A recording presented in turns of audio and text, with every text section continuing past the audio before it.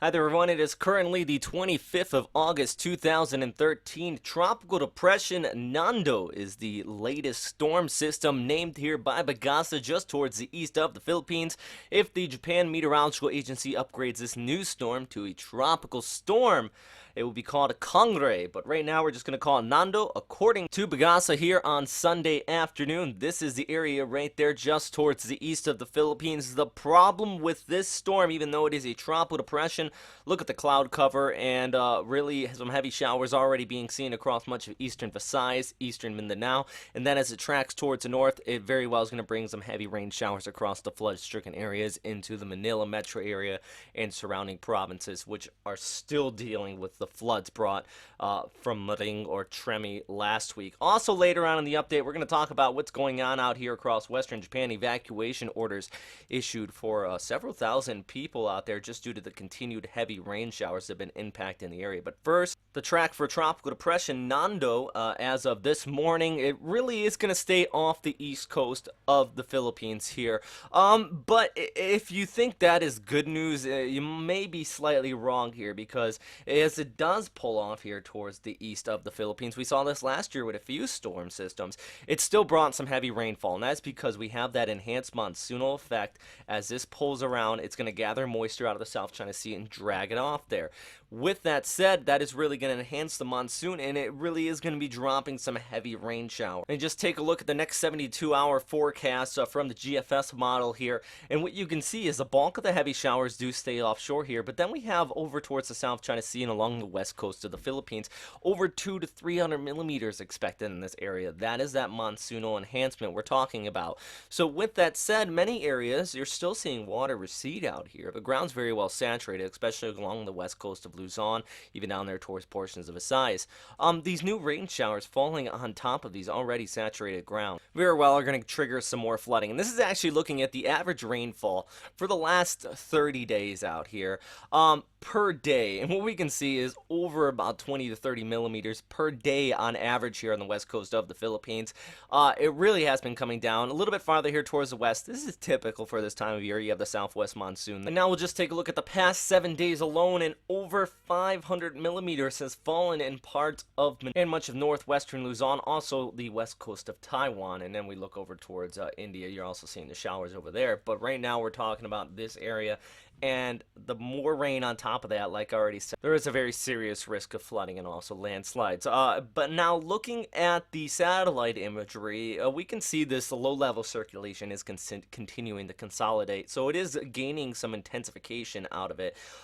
Still rather disorganized though, but the bulk of the heavy showers around the western and southwestern periphery has actually been rather vigorous in the last 24 hours in developing these thunderstorms there. So with that said, those showers are still going to be a major problem. Now this is looking ahead into Monday from the GFS model outlook, and the storm stays off the east coast according to this model. And like I said, with that said, you're not going to be seeing a lot of strong winds out of this. Probably some rough seas, about 2 to 3 meters, very well possible along the eastern seaboards. So any boaters or any fishermen going out and about here, you definitely want to be extra cautious. Also traveling by ferry here along the eastern seaboards, and even over towards the west, because you have the incoming winds are going to be rather treacherous.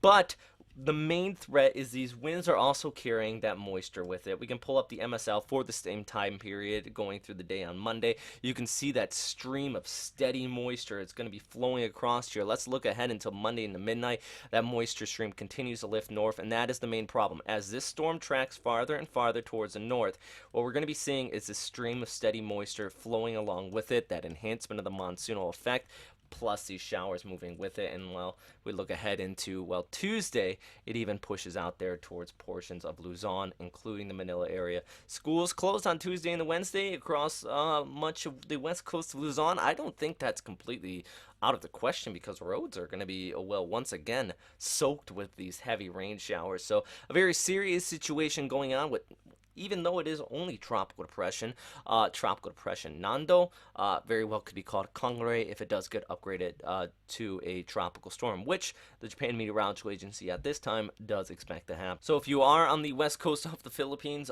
just be ready for some more heavy rainfall this week. I know that you're still recovering after last week's absolute horrible conditions that occurred there. Good news, at least by the latter part of the week, the conditions will taper off again. So at least at this time, that's what's going on right now, but we're going to continue to watch this situation very, very closely and see how it does develop here through the coming days. Main threat, once again, is the heavy rains. Also, heavy rainfall into, well, much of western Japan. And a few of these storm systems could become severe, producing not only hail, but the risk of tornadoes, at least being warned in by the Japan Meteorological Agency. You can see farther off here towards the north, some of these cells really popping up. Let's pull up the tornado level 1 issued actually in parts of the Kinki region, also into Hokkaido. Tokyo is also going to be seeing some strong storms throughout the day, but like I said, the main threat is still the heavy rain. There has been several thousand people into the Hokuriku region, even around Hiroshima, that have been evacuated due to the heavy showers continuing to come down. A few rivers topping their banks here. And this is just a screenshot from NHK here, translated by Google Translate, and you can see some of these rivers just continuing to top their banks. So this is looking at the high-resolution JMA model for Japan. We can see throughout the day on Sunday, those showers continue to persist. Going into Monday, still a few bursts down there to Kyushu, across Shikoku, including those of you in Iwakuni. I know we have a bunch of you watching from there. But by Monday afternoon, some pop-up thunderstorms still possible due to the daytime heating, but really conditions dramatically improve for you there in western Japan. And by Tuesday, high pressure works its way in, and well, conditions just go the other direction and really get much better. And one last thing, speaking of Japan here, I do want to talk about what's going to go on in the southern Japanese islands by the latter part of the week, because as our new storm system Nando, or Kagure, pulls off there towards the north, it very well is going to bring some heavy showers by Thursday and the Friday for the southern Japanese islands, including those of you in Okinawa. The thing about it, though, by the time it starts to move off here farther towards the north, I do think that the wind field is going to start to get spread up. It's going to be going more extratropical.